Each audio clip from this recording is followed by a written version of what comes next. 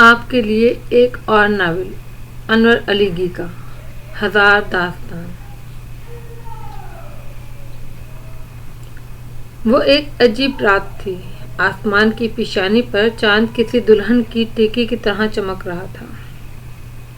پوری چاند کی رات تھی اور ریت کے سمندر میں چاندنی کسی چاندی کی طرح بچھی ہوئی تھی۔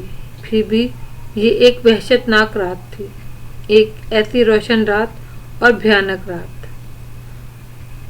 جب دلوں پر وحشت برستی ہو، اگلے پل کی خبر نہ ہو کہ کیا ہونے والا ہے، تو چاندنی کیا کرے گی؟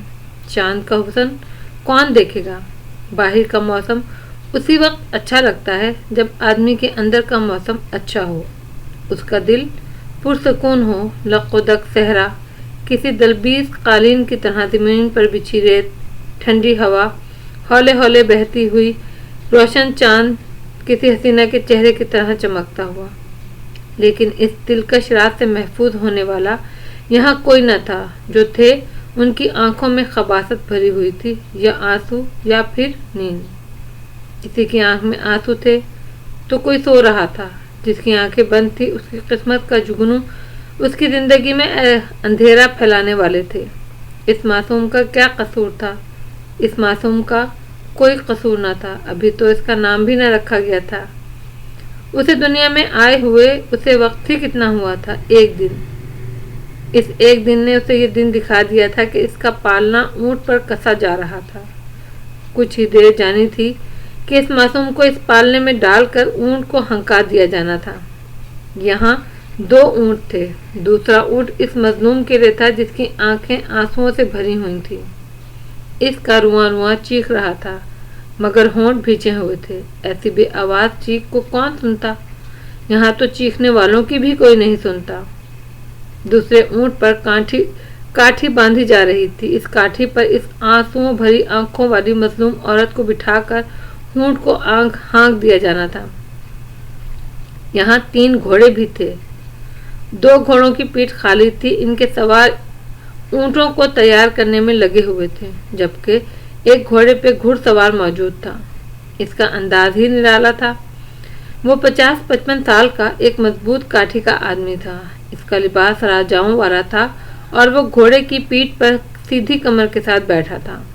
اس کی گول آنکھیں کسی الوؤں کی آنکھوں کی طرح چمک رہی تھی۔ وہ اپنے بائیں ہاتھ سے اپنی مونچھ کو بل دے رہا تھا۔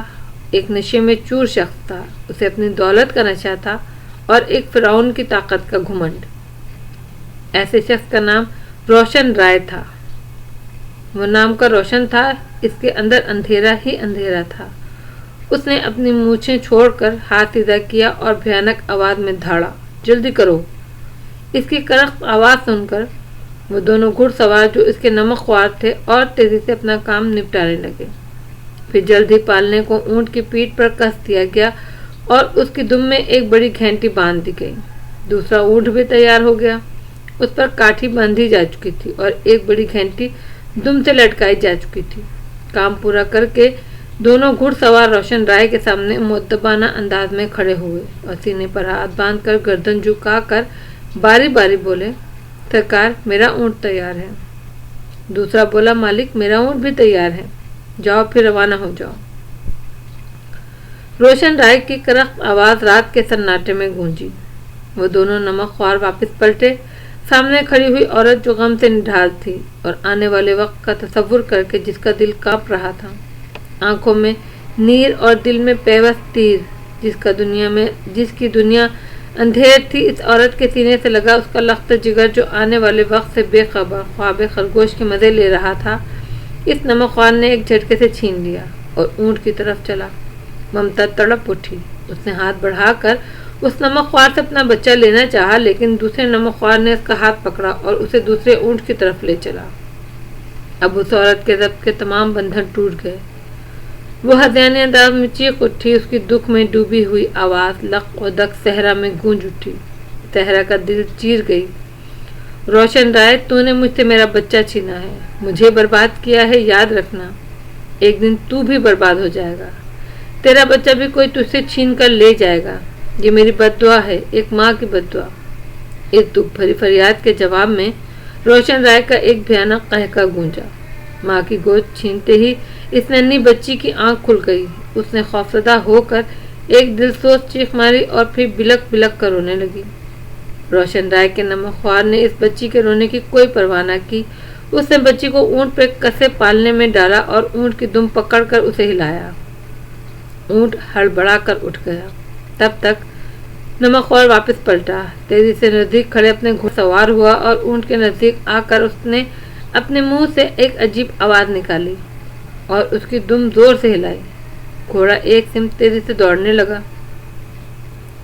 بچی کی رونے کی آواز اونٹ کی دم میں بندھی گھنٹی کی ٹن ٹن، چاندنی رات اور ریت کا سمندر، ایک عجیب ہولناک منظر تھا۔ وہ عورت اپنی بچی سے بچھڑنے کے اس دلخراش منظر کی تاب نہ لا سکی اور لڑکھڑا کر ریت پر گر پڑی۔ وہ نمک خوار جو اسے ہاتھ سے پکڑ کر دوسرے اونٹ کی طرف لے جا رہا تھا، اس نے عورت کا ہاتھ نہ چھوڑا اور ریت پر ہی گھسیٹتا رہا اور اونٹ کی طرف چلا آیا۔ نمک خوار نے اونٹ کے نزدیک پہنچ کر جلدی سے اس عورت کو اٹھا کر کاٹھی میں ڈالا، آواز نکال کر اونٹ کو کھڑے ہونے کا اشارہ کیا، گھوڑے پر بیٹھ کر اونٹ کو مخالف سمت میں دوڑایا۔ اب صحرا میں 2 گھنٹیوں کی آوازیں گونج رہی تھیں۔ یہ دونوں آوازیں مخالف سمت سے آ رہی تھیں۔ پھر دھیرے دھیرے یہ آوازیں معدوم ہوتی چلی گئیں۔ نہ وہ اونٹ رہے، نہ ان کے پیچھے دوڑتے ہوئے گھوڑ سوار، اور دونوں طرف دھند رہ گئی۔ لق اور دق صحرا میں اب اکیلا روشن رائے رہ گیا تھا۔ چاند اس کے پیچھے تھا، اس لیے اس کے چہرے پر سیاہی ہی ملی ہوئی تھی۔ اونٹوں اور گھوڑ سواروں کے جانے کے باوجود وہ کچھ دیر کھڑا رہا۔ وہ آنکھیں پھاڑ پھاڑ کر دونوں سمتوں کی طرف دیکھتا رہا۔ ایک لمحے کے لیے پھر اس نے فوراً خود کو سنبھال لیا اور ایک خباثت بھری مسکراہٹ اس کے ہونٹوں پر کھیلنے لگی۔ اس نے اپنی مونچھوں کو ایک خاص انداز سے مروڑا اور گھوڑے کو ایڑ لگا کر اس کا رخ موڑا۔ چند لمحوں میں اس کا گھوڑا ہوا سے باتیں کرنے لگا۔ پیچھے اڑتی ہوئی ریت رہ گئی جو چاند کا روشن چہرہ چھپانے کی ناکام کوشش کر رہی تھی۔ جب ریت کا سمندر عبور کر کے روشن رائے اپنی حویلی کے دروازے پر پہنچا تو اچانک اسے کچھ خیال آیا۔ اس نے فوراً اپنے گھوڑے کو واپس موڑا اور آہستہ آہستہ حویلی کی دیوار کے ساتھ آگے بڑھنے لگا۔ حویلی کے مالک کو وہیں واپس پلٹتے دیکھ کر حویلی کے وہ نمک خوار اس کے گھوڑے کے پیچھے پوری رفتار سے دوڑنے لگے۔ روشن رائے اپنا گھوڑا دوڑاتا دیوار کے ساتھ ساتھ چلتا حویلی کے پیچھے پہنچ گیا۔ اس نے گھوڑا دوڑاتے دوڑاتے اپنی مونچھوں کو بل دے کر آبائے قبرستان کے گیٹ کی طرف دیکھا۔ چاند کی روشنی میں اسے قبرستان کا گیٹ کھلا ہوا دکھائی دیا۔ وہ گھوڑا تیزی سے دوڑاتا گیٹ میں داخل ہوا۔ پھر اس نے گھوڑا روک کر قبرستان کے چاروں طرف نظر ڈالی۔ قبرستان پر ایک پرہیبت سناٹا طاری تھا۔ اس قبرستان میں 50-60 قبریں بنی ہوئی تھیں اور ایک وسیع علاقہ خالی پڑا تھا۔ اس سے کچھ فاصلے پر ایک پیٹرومیکس کی روشنی نظر آئی۔ وہ گھوڑے کو آہستہ روی سے دوڑاتا روشنی کی جانب پہنچ گیا۔ وہاں اس کے 3 ملازم موجود تھے۔ وہ اسے دیکھ کر مؤدبانہ کھڑے ہو گئے۔ پھر ان میں سے ایک ملازم جو پستہ قد اور موٹا تھا، روشن رائے کے مقابل ہاتھ باندھ کر جھکا اور کھڑا ہو گیا۔ ہاں رولی، کیا ہوا؟ کام ٹھیک ہو گیا؟ روشن رائے نے پوچھا۔ جی سرکار، رولی نے اپنے بائیں جانب دیکھتے ہوئے کہا۔ روشن رائے نے گھوڑے سے اترنے کا تکلف بھی نہیں کیا۔ اس نے گھوڑے کو آگے تھوڑا سا بڑھایا اور بیٹھے بیٹھے کام کا جائزہ لیا۔ اس کے سامنے 2 تازہ قبریں بنی ہوئی تھی، ایک چھوٹی قبر اور ایک بڑی۔ قبروں کا جائزہ لے کر اس نے گردن ہلائی اور پھر اپنا گھوڑا موڑ کر دھیرے دھیرے چلنے لگا۔ رولی گھوڑے کے ساتھ ساتھ چل رہا تھا۔ ٹھیک ہے رولی، اب تم جاؤ، یہاں ایک بندے کو چھوڑ دینا، وہ ذرا قبرستان کا خیال رکھے گا، ادھر کوئی جانور مانور نہ گھس آئے۔ بات کو سمجھے کہ نہیں؟ روشن رائے نے اپنی ایک مونچھ کو بل دیا اور کہا۔ سمجھ گیا سرکار، رولی فوراً بولا۔ بس تو پھر جاؤ، آرام کرو، میں بھی آرام کرتا ہوں، آج تو کچھ لمبی ہی شہ سواری ہو گئی۔ جی سرکار۔ رولی چلتے چلتے رکا اور جب روشن رائے اس کے درمیان فاصلہ بڑھ گیا تو وہ قبر کی طرف پلٹ گیا۔ قبرستان کے دروازے پہ دونوں نمک خوار کھڑے ہو کر ابھی تک ہانپ رہے تھے جو حویلی سے روشن رائے کے پیچھے یہاں تک دوڑتے ہوئے آئے تھے۔ اتنے میں انہوں نے روشن رائے کو واپس آتے ہوئے دیکھا۔ روشن رائے نے ان دونوں نمک خواروں پر ایک نظر التفات ڈالنا بھی مناسب نہ سمجھا۔ وہ قبرستان کے گیٹ سے نکلتے ہی اپنے گھوڑے کو سرپٹ دوڑانے لگا۔ وہ دونوں پھر اپنے مالک کے گھوڑے کے تعاقب میں ہو لیے۔ جب حویلی کے دروازے پر پہنچے اس وقت تک روشن رائے اپنے بیڈ روم میں داخل ہو چکا تھا۔ ابھی وہ کپڑے تبدیل کر کے فارغ ہی ہوا تھا کہ نفیسہ بیگم کمرے میں داخل ہوئیں۔ اس نے آتے ہی تشویش بھرے لہجے میں کہا، کہاں چلے گئے تھے آپ؟ نفیسہ بیگم، مرد داد کے پیچھے 100 بکھیڑے ہوتے ہیں۔ اتنی بڑی جاگیر کو سنبھالنا کوئی آسان کام نہیں ہے۔ جہاں سے بھی آ رہا ہوں کچھ کر کے ہی آ رہا ہوں۔ تمہارے بیٹے کی طرح نہیں ہوں۔ میں نے اپنے ماں باپ کا نام روشن کر رکھا ہے۔ ایک وہ ہے، اس نے روشن رائے کے نام پر ہی بٹا لگا دیا ہے۔ پڑھائی ایک طرف رکھے گلوکار بنا ہوا ہے۔ بابا ایسے ہوتے ہیں بڑے لوگوں کے پوت، روشن رائے نے غصے میں کہا۔ پڑھ تو رہا ہے، اور کیسے پڑھے؟ ایم اے کر رہا ہے میرا بیٹا۔ ہمارے خاندان میں تو ایک بھی ایم اے نہیں ہے۔ میٹرک اور بی اے بھی بھرے پڑے ہیں۔ پڑھنے کے بعد اگر اس نے اپنا شوق پورا کر لیا تو کون سا ایسا جرم کیا؟ بالآخر اس نے پلٹ کر حویلی میں آنا ہے۔ تمہارے بعد اپنی جاگیر سنبھالنی ہے۔ بس سنبھال لی اس نے جاگیر۔ کیا بات کرتی ہو نفیسہ بیگم؟ پوت کے پاؤں پالنے میں ہی نظر آ جاتے ہیں، روشن نے غصیلے لہجے میں کہا۔ آپ پوت کے پاؤں پالنے میں نہیں، 8 نمبر جوتے میں ہیں، ذرا سنبھل کر رہنا۔ تمہارے اور اس کے پاؤں میں اب کوئی فرق نہیں رہا ہے، کہیں کسی دن وہ تمہارے جوتوں میں پاؤں نہ ڈال دے۔ نفیسہ بیگم نے اپنے لہجے کو معنی خیز بنا کر کہا اور پھر بے اختیار ہنس دی، ہنسی بھی ایسی جس میں زہر گھلا ہوا تھا۔ مجھے دھمکی دے رہی ہو؟ روشن رائے نے اسے گھور کر دیکھا۔ دھمکی نہیں دے رہی ہوں، حقیقت بتا رہی ہوں، نفیسہ بیگم نے اسپاٹ لہجے میں کہا۔ تم مجھے بالکل نہیں جانتی۔ روشن رائے کی آنکھوں میں غصہ اترنے لگا۔ روشن رائے صاحب، میں تمہیں جاننا بھی نہیں چاہتی، نفیسہ بیگم نے خشک انداز میں کہا اور پھر گہری نظروں سے اسے دیکھنے لگی۔ بیوی کا یہ انداز، یہ لہجہ روشن رائے کو قطعاً پسند نہیں آیا۔ اس کے باوجود اس نے ضبط کام لیا اور لاپرواہی سے بولا، میں اب سونا چاہتا ہوں۔ ہاں سو جاؤ، کیا تمہیں اتنی جلدی نیند آ جائے گی؟ ابھی تو رات آدھی بھی نہیں ہوئی۔ یہ کہہ کر نفیسہ بیگم نے روشن رائے کی طرف دیکھا اور اس کی طرف سے کوئی جواب نہ پا کر وہ پھر بولی، اس کا فون آیا تھا۔ کس کا؟ روشن رائے نے بیڈ پر بیٹھتے ہوئے پوچھا۔ کمال رائے کا، وہ کل یہاں آ رہا ہے۔ نفیسہ نے ایک دھماکہ خیز خبر بڑے ہی اطمینان سے سنائی۔ تم نے اسے کچھ بتایا تو نہیں؟ روشن رائے نے فکر مندی سے پوچھا۔ میں اسے کیا بتاتی؟ میرے پاس اپنے بیٹے کو بتانے کے لیے کیا ہے؟ نفیسہ بیگم کا لہجہ دکھ سے بھر گیا۔ نفیسہ بیگم، تم ایک خوش نصیب عورت ہو۔ تم نے کچھ نہ بتا کر عقل مندی کا ثبوت دیا، اپنی زندگی دراز کر لی، روشن رائے نے سرسراتے لہجے میں کہا۔ نفیسہ نے اپنے شوہر کے چہرے پر نظر ڈالی تو اسے اس کے چہرے پر کوئی کالا ناک پن پھیلائے نظر آیا۔ وہ اپنے شوہر کی صفاقی سے اچھی طرح واقف تھی۔ وہ اچھی طرح جانتی تھی کہ موت سے کھیلنا اور کسی کی کتاب زندگی بند کرنا اس کے لیے تیتر مارنے جیسا تھا۔ نفیسہ بیگم اس سے اندر ہی اندر خوف زدہ بھی رہتی تھی۔ یہ اور بات تھی کہ وہ اپنے خوف کو چہرے سے کبھی ظاہر نہیں ہونے دیتی تھی۔ وہ بھی آخر اسی خاندان کی فرد تھی۔ وہ روشن رائے کی چچا زاد تھی اور 8 بھائیوں کی اکلوتی بہن اور اس کی لاڈلی۔ جب کبھی اس کے 8 بھائی اکٹھے ہو کر کسی تقریب میں شرکت کرنے کے لیے اس کی حویلی آتے تھے تو حویلی کے در و دیوار لرز اٹھتے تھے۔ ان کے درمیان بیٹھ کر روشن رائے کو اپنا روب اور دبدبہ قائم رکھنا مشکل ہو جاتا تھا۔ وہ کوئی روب ڈالنے والی بات کرتا تو نفیسہ کا کوئی بھائی اس کی بات لے اٹھتا اور ہنس کر کہتا، چھوڑے بھائی جی، آپ کیا بات کرتے ہیں؟ نفیسہ کے نام اچھی خاصی جائیداد تھی، گویا وہ ہر طرح سے مضبوط تھی۔ اپنی تمام تر مضبوطی کے باوجود وہ روشن رائے کی گول گول الوؤں جیسی آنکھوں کو دیکھ کر اندر ہی اندر لرز جاتی تھی۔ وہ اس کی شفاف آنکھوں میں خون کی جھلک دیکھتی تھی۔ اپنے اندر کے اس خوف کو دور کرنے کے لیے وہ کبھی کبھی بدزبانی پر بھی اتر آتی تھی۔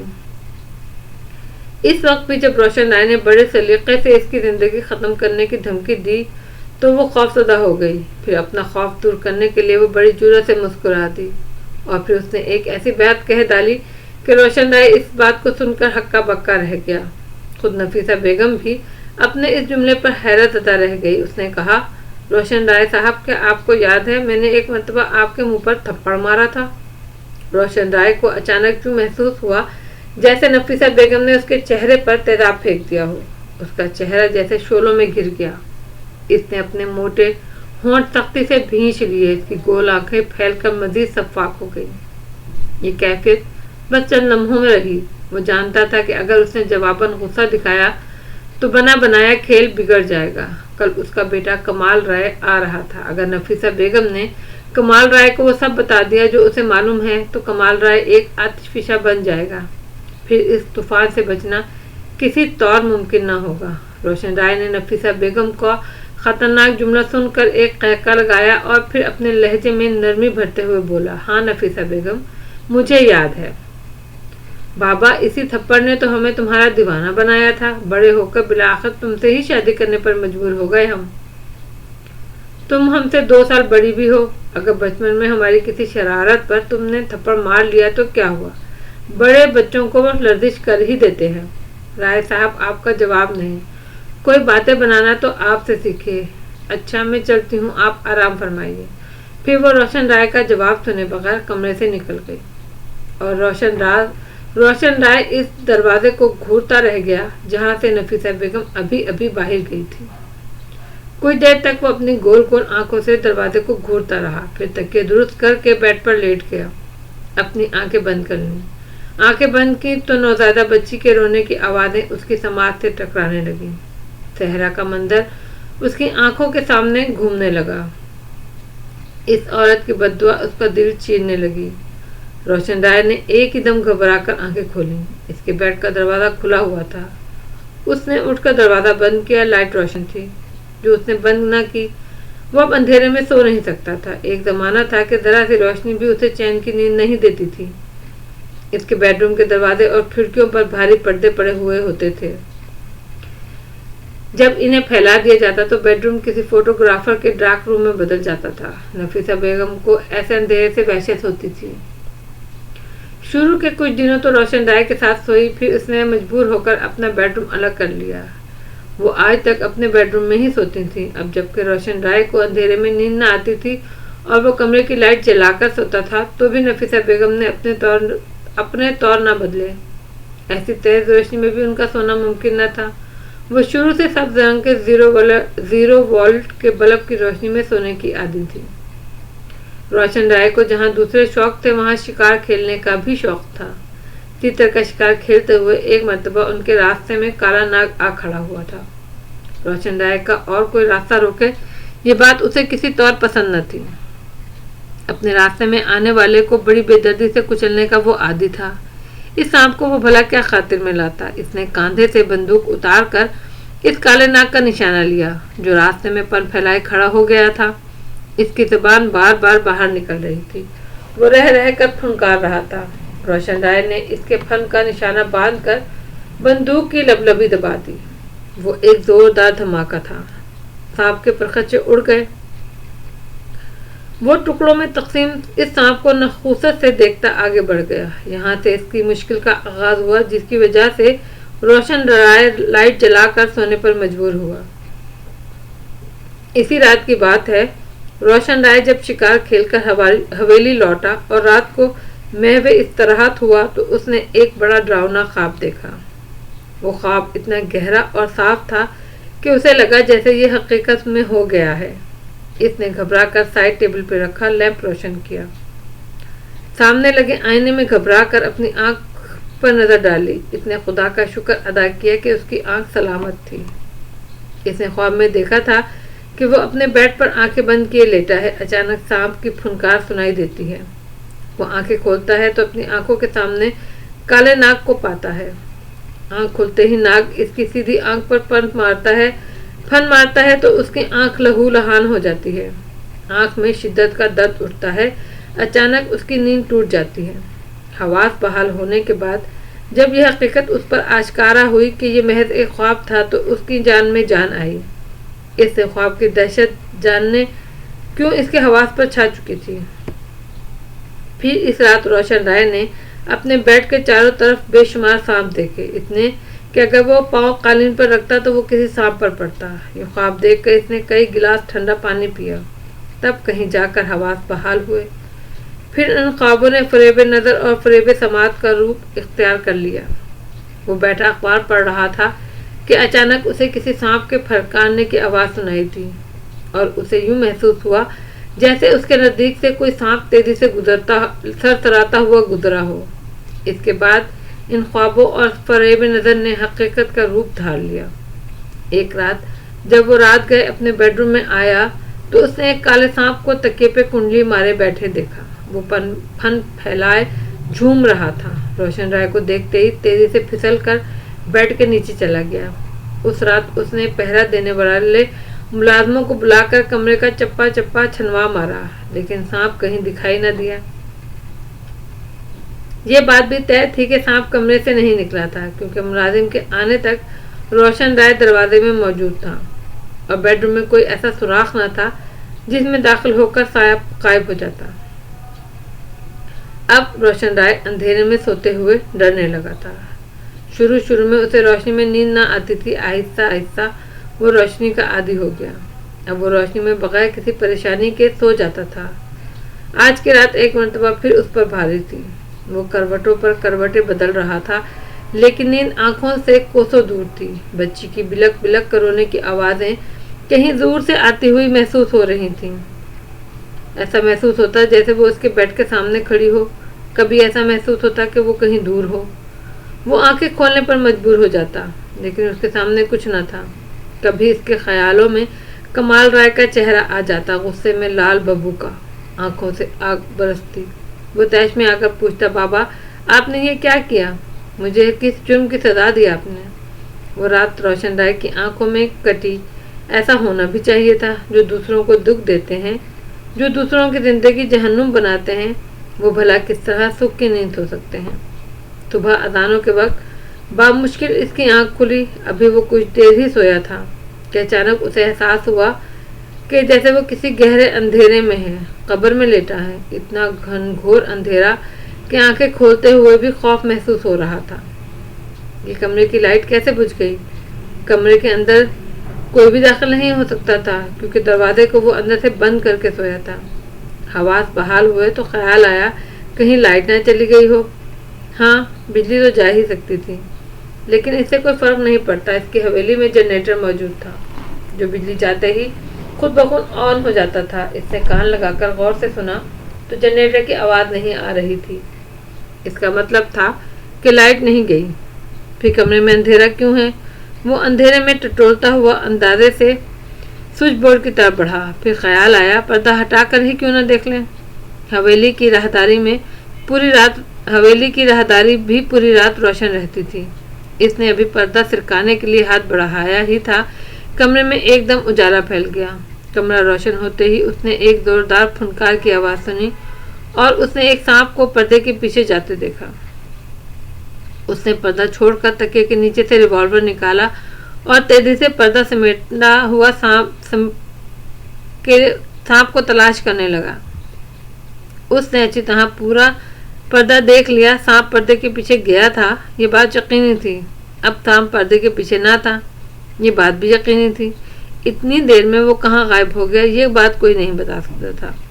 اس نے احتیاطاً رات کے پہرے داروں کو بلا کر کمرے کا پھر جائزہ لیا، لیکن سانپ برآمد نہ ہوا۔ صبح ہو چکی تھی، اس کی آنکھوں میں نیند بھری ہوئی تھی۔ وہ ملازموں کو ہدایت کر کے کہ اس کے دروازے پہ اس وقت تک دستک نہ دی جائے جب تک وہ خود دروازہ نہ کھولے، سو گیا۔ نفیسہ بیگم صبح سویرے ہی اٹھ جانے کی عادی تھی۔ وہ صبح اٹھتے ہی اپنے روز کے کاموں میں مصروف ہو گئی۔ کام کے دوران انہوں نے کئی مرتبہ اپنی ملازمہ خاص بھاگ پری سے روشن رائے کے بارے میں معلوم کیا۔ وہ ہر بار باہر سے یہی خبر آئی کہ مالک ابھی نہیں اٹھے۔ جب ناشتے کا وقت گزر گیا، دوپہر کے کھانے کا وقت سر پر آ پہنچا تو نفیسہ بیگم نے ایک مرتبہ پھر بھاگ پری کو رائے کے بارے میں معلوم کرنے کے لیے بھیجا۔ وہ پھر وہی خبر لائی، بی بی مالک ابھی نہیں اٹھے، وہ کہہ کر سوئے ہیں جب تک وہ خود نہ دروازہ کھولیں دستک نہ دی جائے۔ نفیسہ بیگم اب سوچ میں پڑ گئیں۔ ویسے تو یہ کوئی نئی بات نہ تھی، روشن رائے اکثر دیر تک سوتا رہتا تھا، لیکن 12 ساڑھے 12 بجے تک ضرور اٹھ جاتا تھا، اور اب تو 2 بج رہے تھے، اتنی دیر تک وہ کبھی نہیں سویا تھا۔ نفیسہ بیگم فکر مند تھیں، اور فکر مند ضرور تھیں کہ اتنی فکر مند ہونے کے باوجود ان میں اتنی ہمت نہ تھی کہ کسی ملازم سے ان کے بیڈ روم کے دروازے پر دستک دلوا دیں۔ वो अपनी परेशानी दूर करने के लिए भाग भरी से इधर उधर की बातें करने लग जाती। अभी वो बातें कर ही रही थी कि एक मुलाजमा दौड़ती हुई कमरे में दाखिल हुई। नफीसा बेगम ने इसके चेहरे पर नजर डाली। उसके चेहरे पर खुशी थी। वो कोई खुशखबरी लाई थी। नफीसा बेगम ने सुकून का सांस लिया और फिर बोली, क्या हुआ? मालकन, छोटे मालिक आए हैं। अच्छा। उसके चेहरों पर फूलों की बारिश होने लगी। वो जल्दी से खड़ी हुई। भागभरी ने उसके पैरों में जूतियां पहनाई। फिर कुछ सोचकर एकदम नफीसा का चेहरा उतर गया, उदास हो गया। वो धीरे धीरे आगे बढ़ने लगी। अभी दरवाजे की तरफ बढ़ी ही थी कि कमाल राय की आवाज़ सुनाई दी, मेरी माँ, तुम कहाँ हो? मैं यहाँ हूँ बेटा, मेरे कमाल। उसने अंदर से आवाज़ दी। कमरे में दाखिल होते ही वो बेअख्तियार अपनी माँ से लिपट गया। माँ, तुम कैसी हो? नफीसा बेगम कुछ न बोली। उसने बोलने की कोशिश की तो उसका गला रुंध गया, जिस्म पर लर्जा तारी हो गया। अपनी माँ को लरजते देखकर कमाल राय ने उसे खुद से जुदा किया और जरा पीछे होकर नफीसा बेगम का चेहरा देखा। उसका चेहरा धुआं धुआं हो रहा था। यूं महसूस हो रहा था जैसे वो अपने जज्बात पर कंट्रोल करने की कोशिश कर रही हो, लेकिन जज्बात बेकाबू हुए जा रहे हों। माँ, क्या हुआ? खैरियत तो है? कमाल राय ने उसकी आंखों में देखते हुए पूछा। कुछ नहीं बेटा, सब खैर है। उन्होंने कमाल को अपने करीब कर लिया। वो उससे अपनी आंखें छुपाना चाहती थीं। उनकी आंखों में नीर भरने लगे थे। ओह अम्मा, अब्बा तो ठीक है ना? हाँ बेटा, वो बिल्कुल ठीक है। फिर क्या गड़बड़ है? माँ, ज़रूर कुछ हुआ है। कमाल ने उसे दोबारा अपने आप से अलग कर फिक्रमंदी में पूछा। कुछ नहीं हुआ कमाल, आओ बैठो, कई घंटे सफ़र करके आया है। नफीसा बेगम ने उसे अपने बेड पर प्यार से बिठाया और फिर उसके करीब बैठकर मोहब्बत से पूछा, तुझे भूख लगी होगी, खाना लगवाऊं? हाँ, भूख तो है माँ, लेकिन पहले नहा लूं, फिर खाना खाऊंगा। भाग भरी, जा, साहब के कपड़े निकाल, ज़रा वाशरूम भी देख लेना। देख, ज़रा भी गंदा ना हो। नफीसा बेगम ने तनबीह की। बीबी, आप फिक्र ना करें, मैं देख लेती हूँ। ये कहकर भाग भरी कमरे से निकल गई। हाँ अम्मा, एक बात तो बताएं, मारवी का क्या हाल है? मैं उधर नहीं गया, सीधा आप ही के पास आया हूँ। पहले माँ, फिर बीवी। ये बात सुननी थी कि नफीसा बेगम के मुंह से एकदम सिसकारी निकल गई। लाख जब्त किया, लेकिन जब्त का बंधन टूट गया। वो बेख्तियार से तक उठी। माँ, तुम मुझसे क्या छुपा रही हो? बोलो ना, मारवी तो ठीक है ना? नहीं कमाल, वो ठीक नहीं है। वो एक बच्ची को जन्म देकर चल बसी। नफीसा बेगम ने दिल पर पत्थर रखकर खबर सुना ही दी। ओह, मेरी मारवी चल बसी। कमाल राय के चेहरे पर जर्दी फैल गई। और मेरी बच्ची? वो भी ना रही। नफीसा ने दूसरी खबर भी सुना ही दी। उसे क्या हुआ? मारवी के मौत के बाद वो घंटा भर जिंदा न रह पाई, फिर चल बसी। माँ, इतना बड़ा सानहा गुजर गया और आपने मुझे इतला भी न दी। कमाल ने एहतजाज किया। बेटा, मैंने चाहा था तो मैं इतला दे दूं, लेकिन तुम्हारे बाप ने रोक दिया। नफीसा ने बताया। क्यों? कमाल राय की आंखें फैल गईं। मैं नहीं जानती, शायद इसमें तुम्हारी कोई बेहतरी होगी। बेटा, गम ना करो, सब्र से काम लो। तू मेरा बेटा है। वो उसे सब्र की तलकीन कर रही थी, लेकिन खुद उसका ये हाल था कि आंखों से मोटे मोटे आंसू बहे चले जा रहे थे। माँ, मेरी बीवी मर गई, मेरी बच्ची मर गई, और तू कहती है सब्र कर। मैं कैसे सब्र करूं? वो बड़े दुख से बोला। अरे छोड़, लड़की ही तो थी, लड़की का क्या गम, चल बसी तो अच्छा हुआ। तुझे अपनी जागीर के लिए वारिस चाहिए। और रही मारवी की बात, तो वो कौन सा हमारे ख़ानदान से थी। हमारे ख़ानदान में कई लड़कियां तेरे नाम की बैठी हैं। जिस पर उंगली रखेगा उसे ले आऊंगी। नफीसा बेगम ने अपने आंसू पोंछते हुए उसे तसल्ली दी। माँ, ये तुम क्या कह रही हो? तुम पर कब से बाबा का साया पड़ गया? कमाल राय हैरत और दुख के मिले जुले लहजे में बोला। देख बेटा, नफीसा बेगम की बात पूरी भी ना हो पाई कि भाग भरी कमरे में दाखिल हुई। बीबी, मालिक इधर ही आ रहे हैं।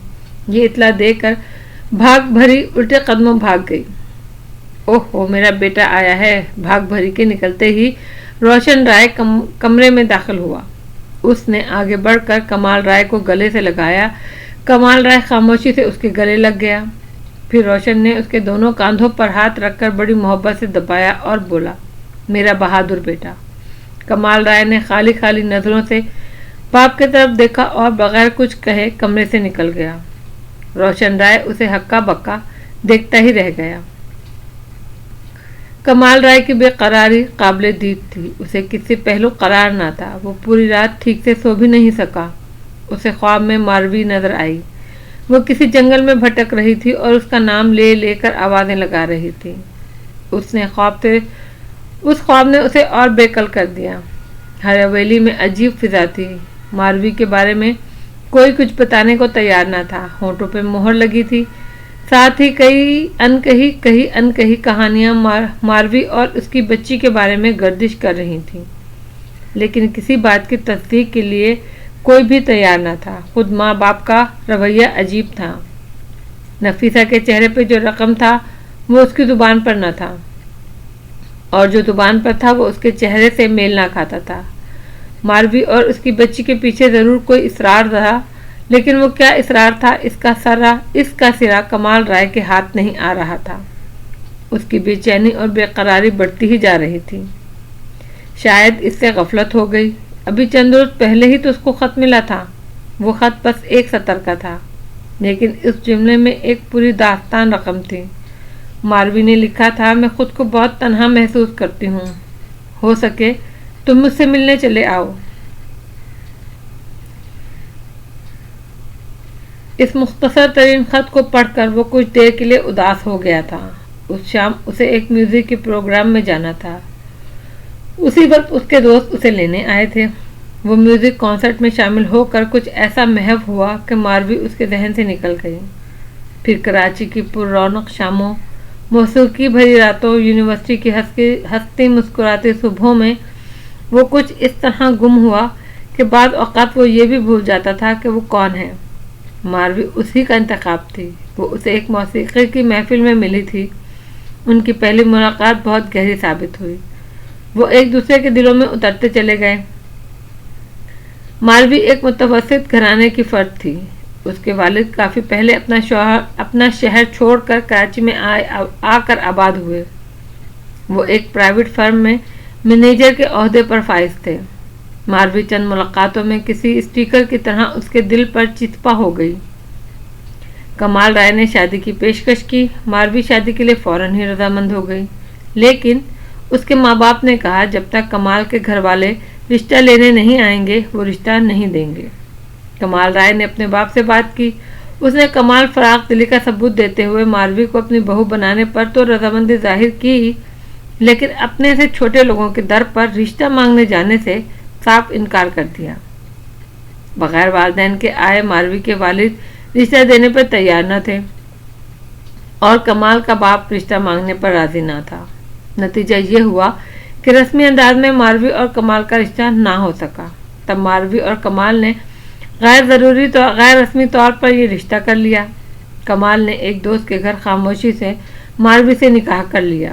جب ماروی کے والد کو اپنی بیٹی کے اس سنگین قدم کے بارے میں معلوم ہوا تو انہوں نے زندگی بھر کے لیے اس کا منہ نہ دیکھنے کی قسم کھا لی۔ جب کمال ماروی کو لے کر اپنی حویلی پہنچا تو اس کے والدین نے بڑی سرد مہری سے اس کا استقبال کیا۔ باپ تو باپ، اس کی ماں کو بھی یہ بات پسند نہ آئی۔ پسند نہ آنے کے باوجود نفیسہ بیگم نے ماروی کو حویلی بدل نہیں کیا تھا۔ وہ جانتی تھی کہ اگر ایسا کیا تو کمال رائے بگڑ جائے گا، اور وہ دونوں اپنے اکلوتے بیٹے سے ہاتھ دھونا نہیں چاہتے تھے۔ ماروی حسین تو تھی ہی، خوبصورت ہونے کے ساتھ ساتھ ذہین بھی تھی۔ اس نے بہت جلد نفیسہ بیگم کو اپنی طرف مائل کر لیا۔ ساس بہو کے تعلقات میں جو سرد مہری تھی وہ دھیرے دھیرے کم ہوتی گئی۔ ماروی نے اپنی ذہانت اور اپنے حسن سلوک سے نفیسہ بیگم کے دل میں گھر کرنا شروع کر دیا۔ ادھر وہ ساس کے دل میں گھر کرتی جا رہی تھی تو کمال کے دل سے نکلتی جا رہی تھی۔ وہ اسے بھولتا جا رہا تھا۔ کمال رائے ایم اے کر رہا تھا اور ہاسٹل میں رہتا تھا۔ کراچی میں ڈیفینس کے علاقے میں اس کے باپ کا بنگلہ ضرور موجود تھا، لیکن اسے وہاں رہنا پسند نہیں تھا۔ اس کی حویلی سے ہی جان چلی جاتی تھی۔ پھر وہ اتنے بڑے بنگلے میں اکیلا کیسے رہتا؟ اسے ہاسٹل میں رہنا پسند تھا، انسانوں میں رہنا چاہتا تھا۔ وہ اسے ایک پرجوش اور جیتی جاگتی زندگی پسند تھی۔ وہ ایک جذباتی اور لاابالی لڑکا تھا جو ذہن میں سما جاتا کر گزرتا۔ ماروی سے شادی بھی اس نے دل میں اٹھنے والے جوار بھاٹے کے زیر اثر کر لی تھی اور اب جوش کم ہوتا جا رہا تھا۔ وہ ماروی کو حویلی میں پہنچا کر جیسے بھول گیا تھا، یہاں تک کہ ماروی کا آخری ایک سطری خط بھی اس کے دل کے سمندر میں ہلچل نہ مچا سکا، اور یوں ماروی تنہائی کا رونا روتے اسے یاد کرتے گزر گئی۔ وہ سوچے جا رہا تھا اور جتنا سوچ رہا تھا اس کے دل میں درد بڑھتا جا رہا تھا۔ اس کا گلا بار بار رندھ جاتا، آنکھوں میں آنسو بھر بھر آتے۔ وہ گاڑی لے کر قبرستان کی طرف چل دیا۔ ابھی وہ آدھے راستے میں تھا کہ اچانک اسے بریک لگانا پڑا۔ وہ شخص اچانک ہی اس کے سامنے آیا تھا۔ اگر وہ پھرتی سے پاؤں بریک پر نہ رکھتا تو گاڑی یقیناً اس پر چڑھ جاتی۔ وہ کوئی فقیر تھا، اس کے سر کے بال لمبے اور الجھے تھے، مونچھ اور داڑھی کے بال بھی بے تحاشا بڑھے ہوئے تھے۔ اس کا جسم ایک سفید چادر میں لپٹا ہوا تھا۔ وہ سامنے رنگ اور اونچے قد کا آدمی تھا۔ اس کی سیاہ آنکھوں میں خاص طرح کی چمک تھی۔ ایک فقیر کی جرأت دیکھ کر اسے تو سخت غصہ آیا۔ اس علاقے کا کون سا ایسا شخص تھا جو کمال رائے سے واقف نہ تھا؟ مالک کی گاڑی آتے دیکھ کر اسے سامنے آ کر روکنا تو بڑے دل گردے کا اور جان لیوا عمل تھا۔ لوگ تو گاڑی کو دیکھ کر ادھر ادھر چھپنے کی کوشش کرتے تھے، لیکن اس شخص نے، اور وہ بھی ایک بھیک منگے نے، اس کی گاڑی کے سامنے آ کر اس طرح سے اپنی جان عذاب میں ڈال دی۔ کمال رائے ویسے ہی اپنے آپے میں نہ تھا۔ اسے دیکھ کر غصے سے چیخ اٹھا، کیا ہے؟ اس فقیر پر، اس الجھلول شخص پر کمال رائے کا غصے کا کوئی اثر نہ ہوا، اور وہ گاڑی کے سامنے سے ہٹ کر کمال کے نزدیک آ گیا اور اپنی چمکیلی تیز نگاہیں اس کی پیشانی میں گاڑتے ہوئے بڑے ہی اطمینان سے بولا، مورخ، قبرستان میں کیا رکھا ہے؟ وہاں کیا جاتا ہے؟ ارے جانا ہے تو صحرا میں جا، خالی قبروں میں تجھے کیا ملے گا؟ اتنا کہہ کر وہ شخص رکا نہیں، گھوم کر گاڑی کے پیچھے آیا اور پھر سڑک سے اتر کر درختوں کے جھنڈ میں چلا گیا۔ کمال رائے اس کی بات سن کر ایک دم چونکا اور فوراً گاڑی سے اتر کر باہر آیا تاکہ اس اجنبی شخص سے سوال کے جواب حاصل کر سکے، اس سے پوچھ سکے کہ اس کی کیا مراد تھی۔ گاڑی سے اتر کر ایک نگاہ ماری تو وہ شخص اتر کر درختوں کے جھنڈ میں جا رہا تھا۔ ٹھہرو، سنو، وہ اسے پکارتا ہوا اس کے پیچھے لپکا، لیکن جب کمال درختوں کے جھنڈ میں داخل ہوا وہ پر اسرار شخص کہیں نظر نہ آیا۔ اتنی دیر میں جانے کہاں چھپ گیا، وہ غائب ہو گیا۔ وہ مایوس ہو کر گاڑی کی طرف واپس آیا اور گاڑی اسٹارٹ کر کے قبرستان کی طرف چل دیا۔ کمال رائے کا دل پہلے ہی قابو میں نہ تھا۔ ماروی کی اچانک موت کی اطلاع اس کے لیے سہانے روح ثابت ہو رہی تھی۔ اس کے دل میں درد بڑھتا ہی جا رہا تھا۔ اسے اپنے باپ پر بڑا غصہ تھا، آخر انہوں نے یہ بات کیوں چھپائی؟ اس میں کمال کا کیا فائدہ تھا؟ یہ اس کی ماں کا خیال تھا، ہو سکتا ہے اس کی ماں نے محض اس کی تسلی کے لیے ایسا کہہ دیا ہو۔ وہ ماروی کی قبر پر جا کر رونا چاہتا تھا تاکہ اس کے بے قرار دل کو قرار ملے، اور وہ جانے کون تھا اچانک سامنے آیا اور اچانک ہی غائب ہو گیا۔ دیکھنے میں بھیک منگا لگتا تھا، لیکن بھیک تو اس نے مانگی ہی نہیں۔ وہ تو کچھ پرسرار بول بول کر چلا گیا۔ اس وقت وہ حویلی سے کہاں جانے کے لیے نکلا تھا یہ بات اس کے علاوہ کوئی نہیں جانتا تھا، اس کی ماں بھی نہیں۔ پھر اس پرسرار شخص نے کیسے اندازہ لگایا؟ اس نے خالی قبروں کا ذکر کیوں کیا؟ صحرا کی بات زبان پر کیوں لایا؟ آخر کون تھا وہ؟ کیا چاہتا تھا؟ وہ ابھی اسی طرح کی باتیں سوچ رہا تھا کہ دور سے قبرستان کا گیٹ نظر آیا۔ گیٹ بند تھا۔ اس نے گیٹ بند دیکھتے ہی گاڑی کا ہارن بجانا شروع کر دیا اور گاڑی کی رفتار کم کر لی۔ قبرستان کا گور کھن خیرو، جو اس وقت ایک قبر کے گرد لگے پودوں میں پانی دے رہا تھا، گاڑی کا ہارن سن کر چونکا۔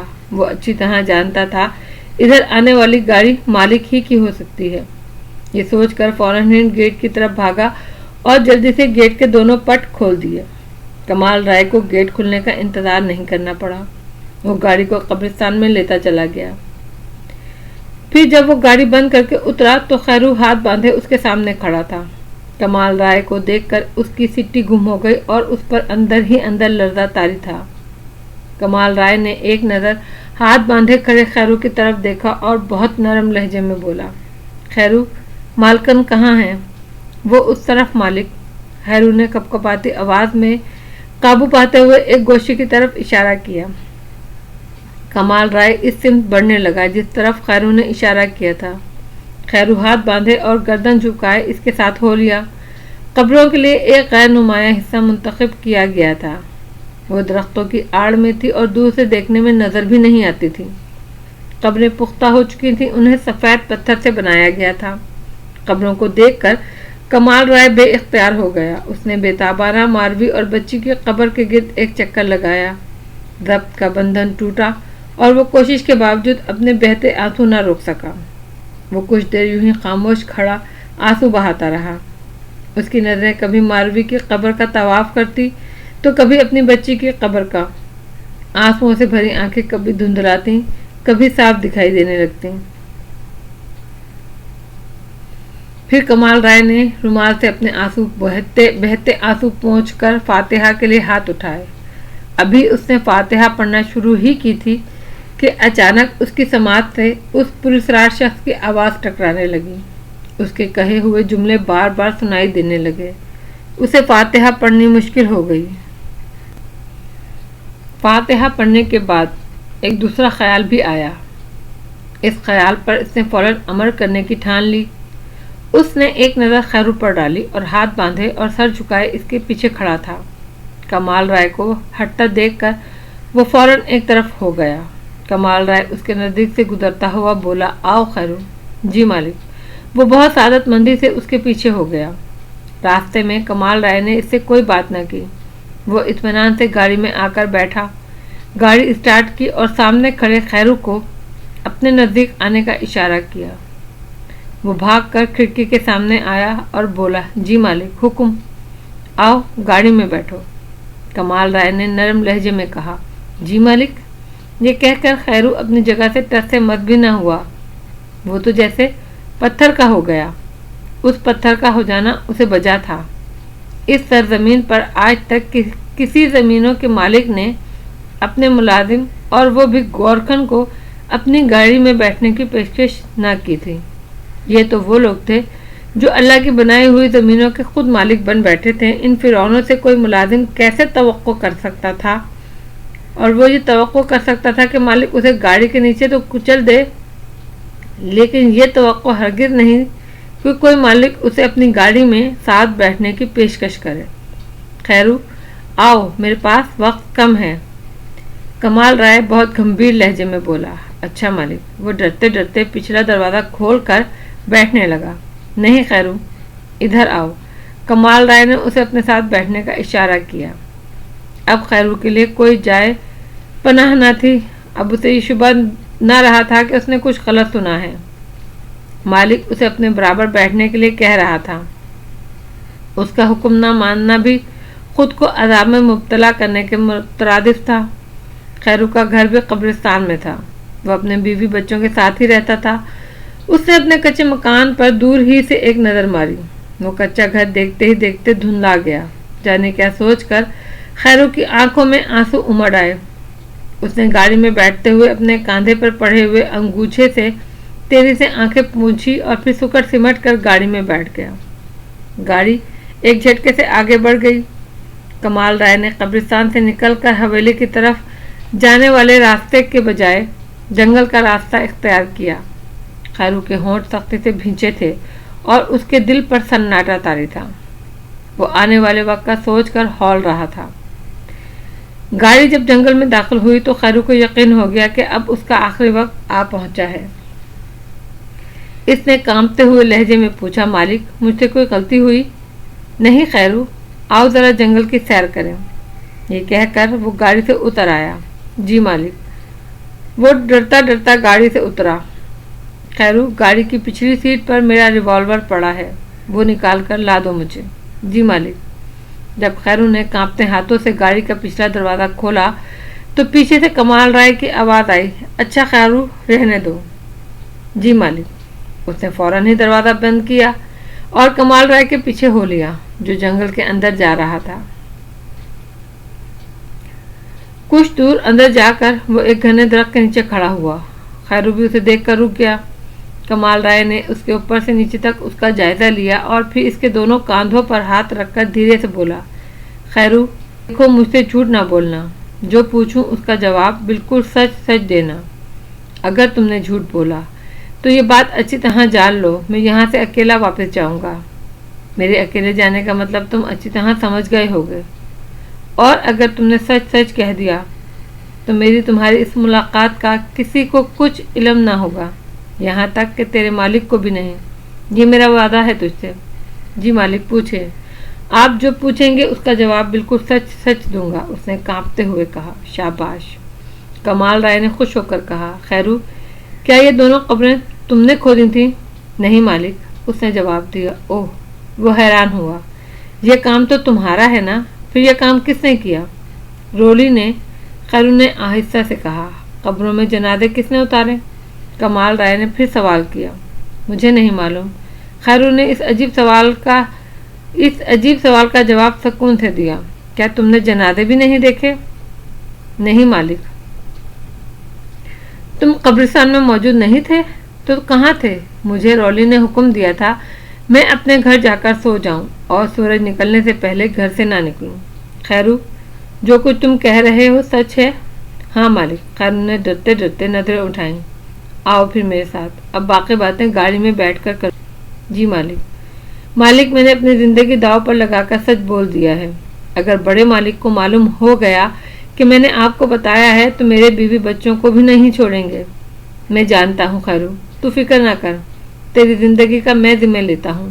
میرے جیتے جی تجھے کوئی ٹیڑھی نگاہ سے بھی نہیں دیکھ سکے گا، آ میرے ساتھ۔ یہ کہہ کر وہ تیز تیز قدموں سے چلتا ہوا گاڑی کی طرف آیا۔ گاڑی سٹارٹ کی، اس نے خیرو کو گاڑی میں آنے کا اشارہ کیا۔ مالک، آپ اجازت دیں تو اب میں پیچھے بیٹھ جاؤں؟ خیرو نے التجا کی۔ اچھا خیرو، چل پیچھے ہی بیٹھ جا۔ خیرو جلدی سے گاڑی کا پچھلا دروازہ کھول کر بیٹھ گیا۔ مالک، آپ کا ریوالور اگلی سیٹ پر رکھ دوں؟ خیرو نے پوچھا۔ نہیں خیرو، اسے وہیں پڑا رہنے دے، کمال رائے نے لاپرواہی سے کہا اور جنگل سے نکلتے ہی گاڑی کی اسپیڈ بڑھا دی۔ ماں، ایک بات پوچھوں، بتاؤ گی؟ کمال رائے نے اپنے ماں کا ہاتھ اپنے ہاتھ میں لے لیا اور اسے آہستہ سے دباتا ہوا بولا۔ ہاں پوچھو بیٹا، تمہیں نہیں بتاؤں گی تو پھر کس کو بتاؤں گی؟ نفیسہ بیگم نے اسے محبت بھری نظروں سے دیکھا۔ ماں، تم نے میری ماروی کا آخری دیدار تو کیا ہوگا، وہ کیسی لگ رہی تھی؟ اور ماں، میری بچی کیسی تھی، وہ کس پر گئی تھی؟ اس نے حسرت آمیز لہجے میں کہا۔ کمال، میں اپنی بہو اور پوتی کے آخری دیدار سے محروم رہی۔ نفیسہ کی آواز میں دکھ تھا۔ کیوں ماں؟ وہ حیران ہوا۔ جنازے کو حویلی نہیں لایا گیا اور مجھے بات اس وقت معلوم ہوئی جب انہیں دفنا دیا گیا۔ ماں، بابا نے ایسا کیوں کیا؟ اس نے افسردہ لہجے میں پوچھا۔ اللہ بہتر جانتا ہے، نفیسہ بیگم نے اس بحث میں الجھنے سے احتجاج کیا۔ ماں، اللہ یقیناً سب کچھ جانتا ہے، لیکن اس نے اپنے بندوں کو بھی کچھ جاننے کے لیے عقل سے نوازا ہے، اور میری عقل اس وقت یہ کہہ رہی ہے کہ دال میں کچھ کالا ہے۔ کمال رائے نے ماں کا ہاتھ چھوڑ دیا اور ہاتھ پاؤں پھیلا کر صوفے پر نیم دراز ہو گیا۔ نفیسہ بیگم اسے خالی خالی نظروں سے دیکھنے لگی۔ ماں، مجھ سے بڑی بھول ہوئی ہے، میں اسے حویلی میں چھوڑ کر شہر کی رنگینیوں میں گم ہو گیا۔ وہ کھوئے کھوئے انداز میں بولا۔ ماں، تمہیں وہ بری لگتی تھی؟ کمال بیٹے، ایسی باتیں مت کرو۔ ماں، میری ماروی یہاں بہت تنہا تھی، وہ آخری وقت تک مجھے پکارتی رہی اور میں بہرا ہو گیا۔ میں نے اس کا خیال رکھا، اور تمہارے بابا نے بھی ماروی پہ جان دیتے تھے یا جان لینے کے چکر میں رہتے تھے؟ کمال نے بڑی صاف گوئی سے کہا۔ کیسی باتیں کرتے ہو کمال؟ ماں، میری ماروی سے کوئی قصور ہو گیا تھا کیا؟ کمال رائے نے پھر پوچھا۔ نہیں، نفیسہ بیگم نے مختصر جواب دیا۔ ماں، ایک تو وہ باہر سے آئی تھی، دوسرے اس نے بیٹی کو جنم دیا تھا، وہ قصوروار تو تھی ہی نا۔ وہ قصوروار تھی یا نہیں، یہ سوال تو اس وقت کھڑا ہوتا جب وہ زندہ سلامت حویلی میں آ جاتی۔ وہ ہسپتال میں ہی چل بسی، نہ وہ رہی نہ اس کی بچی رہی، پھر جھگڑا کیا باقی رہ گیا؟ نفیسہ بیگم نے کمال رائے کا ذہن साफ करने के लिए दलील दी। दलील में खासा वजन भी था। माँ, जो बात बाबा जानते हैं वो तुम नहीं जानती, और जो तुम जानती हो वो मैं नहीं जानता, और जो मैं जानता हूँ वो कोई भी नहीं जानता। फिक्र मत करो, वो वक्त ज़्यादा दूर नहीं जब सबको सब मालूम हो जाएगा, और वो दिन इस हवेली के मकीनों के लिए खुशगवार ना होगा। कमाल ने अपनी माँ को देखते हुए कहा। इसके लहजे में ऐसी बात थी कि नफीसा बेगम का दिल लर्ज उठा। वो घबरा कर बोली, देख बेटा, कोई गलत कदम उठाने से पहले 100 बार सोचना, हो सके तो मुझसे मशवरा कर लेना। अच्छा माँ। उसके लबों पर फीकी सी मुस्कुराहट आई, फिर एक झटके से उठा और कमरे से बाहर निकल गया।